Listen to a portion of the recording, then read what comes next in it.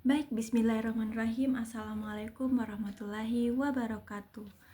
Perkenalkan, saya Hamdiana dengan NIM 230407502076. Di sini saya akan membacakan cerita anak berdasarkan kisah nyata.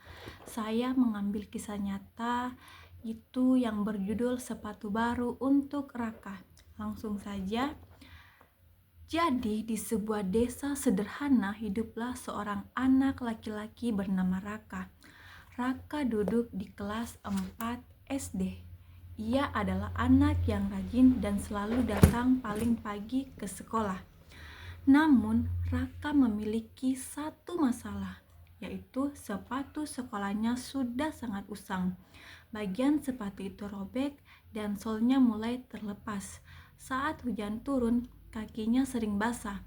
Walaupun begitu, Raka tidak pernah malu. Ia tetap pergi ke sekolah sambil tersenyum.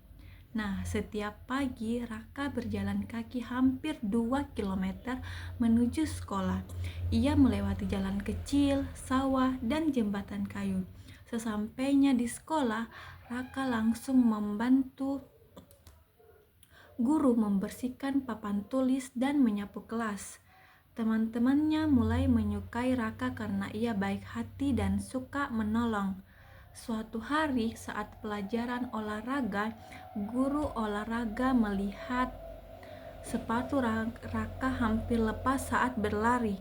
"Raka, kenapa sepatumu seperti itu?" tanya guru dengan lembut. Raka menunduk sebentar lalu menjawab, "Belum sempat beli baru, Bu. Tidak apa-apa, masih bisa memakainya." Guru pun terdiam. Ia kagum melihat semangat Raka. Keesokan harinya, guru dan teman-teman sekelasnya diam-diam mengumpulkan uang seadanya.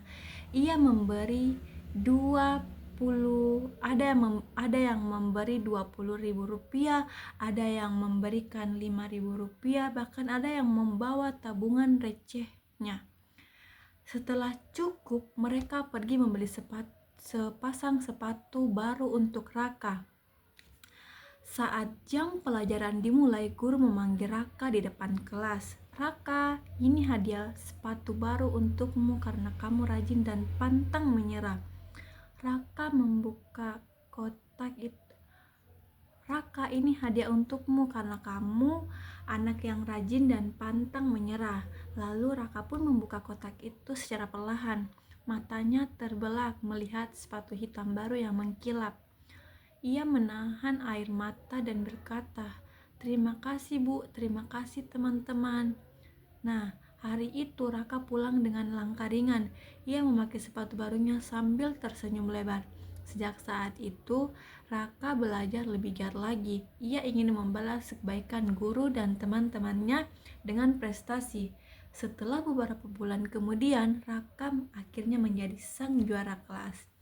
Nah, teman-teman sekalian, amanat yang dapat dipetik dari cerita Raka ini yaitu kita itu tidak boleh menyerah walaupun hidup kita sederhana. Kebaikan akan dibalas dengan kebaikan. Semangat belajar lebih penting daripada kekurangan. Saling membantu adalah perbuatan yang mulia. Mungkin itu saja yang dapat saya sampaikan. Kurang dan lebihnya mohon dimaafkan. Wabillahi taufiq wal hidayah. Wassalamualaikum warahmatullahi wabarakatuh. Nah, teman-teman sekalian, perkenalkan saya Hamdiana akan menyimpulkan lagi materi ruang lingkup sastra anak. Jadi, teman-teman sekalian, sastra anak itu merupakan sastra yang diciptakan khusus untuk anak-anak dengan menyesuaikan bahasa, isi cerita, tokoh, serta pesan moral sesuai tahap perkembangan anak. Nah, sastra anak disusun dengan bahasa yang sederhana, menarik, dan mudah dipahami sehingga mampu menumbuhkan minat baca sejak dini.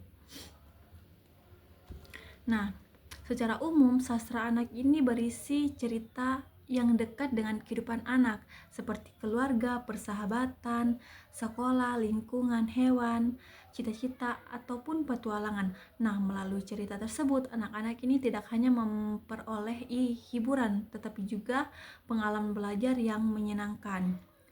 Nah, Selanjutnya, tujuan sastra anak itu memberikan kesenangan, menambah wawasan, dan menanamkan nilai-nilai positif seperti melatih imajinasi, mengembangkan kreativitas, serta membantu pertumbuhan emosional di sosial anak. Anak-anak dapat belajar membedakan perilaku baik buruk melalui tokoh dan alur cerita.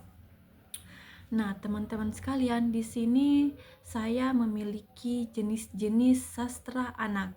Sastra anak itu sebagian sumber pembelajaran bahasa di sekolah dasar terdiri atas berbagai genre, mulai dari buku bergambar, fiksi realistik, fiksi sejarah, fantasi, fiksi ilmiah, dan sastra tradisional, bahkan ada puisi, biografi, dan sebagainya.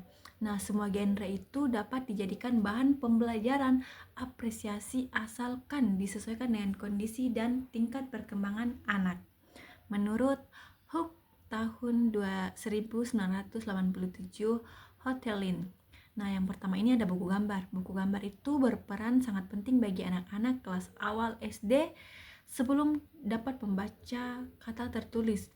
Nah, anak-anak TK dan SD awal dapat dibantu oleh buku bergambar untuk mengenalkan tulisan yang dapat dibaca secara langsung. Dengan buku bergambar yang baik, anak-anak juga dapat membantu memahami, memperkaya pemahaman dan cerita. Nah, yang kedua itu ada fiksi realistik. Nah, fiksi realistik ini umumnya mengisi kehidupan sekitar anak, mengisahkan tentang teman, keluarga, dan cerita dalam masyarakat. Seperti salah satunya itu ada mengarahkan pada proses pemahaman dan pengenalan baik di alam maupun di lingkungan. Nah, yang ketiga itu ada fiksi sejarah. Fiksi sejarah ini adalah cerita realistik yang disandarkan pada cerita masa lalu. Yang keempat itu ada fiksi ilmu.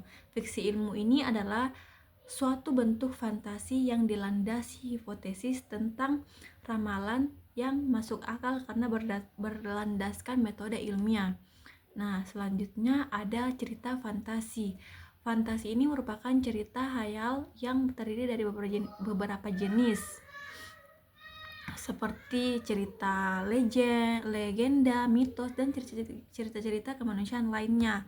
Selanjutnya ada biografi tentang riwayat hidup seseorang yang ditulis oleh orang lain. Selanjutnya ada puisi. Nah, siapa yang tidak mengenal puisi?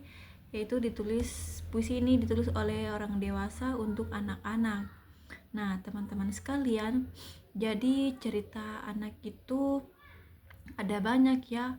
Jadi peran sastra anak itu dalam pendidikan sangat penting karena dapat meningkatkan kemampuan membaca, memperkaya kosakata, melatih keterampilan membaca, berbicara, dan mengembangkan pikir kritis anak, serta membantu karakter seperti jujur, disiplin, tanggung jawab, dan peduli terhadap sesama.